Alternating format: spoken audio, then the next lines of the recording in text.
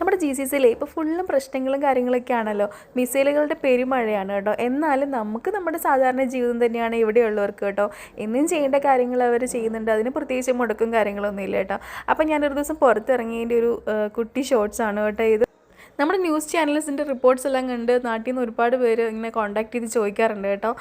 നിങ്ങൾ സേഫ് ആണോ, നിങ്ങൾക്ക് പ്രശ്നമുണ്ടോ, കാര്യങ്ങൾ സംഭവം എല്ലാം ഉണ്ട്. പക്ഷേ അതൊക്കെ ശരിയാണ് എങ്കിലും ആ ന്യൂസ് റിപ്പോർട്ട്സിൽ പറയുന്ന പോലത്തെ വലിയ പ്രശ്നങ്ങളൊന്നും ഇവിടെ ഇല്ല കേട്ടോ. ഇവിടെ ജനങ്ങൾ സാധാരണ പോലെ തന്നെയാണ് ഡെയിലി ഇവിടെ അവരുടെ ആക്ടിവിറ്റികളൊക്കെ ചെയ്യുന്നത്. അങ്ങനെ വലിയ ഇത് പേടിച്ചിട്ട് ആരും റൂമിലിരിക്കുകയോ അല്ലെങ്കിൽ അതിൻ്റേതായൊരു സംഭവം ആരും മൈൻഡ് ആക്കുന്നില്ല എന്ന് വേണമെങ്കിൽ പറയാം.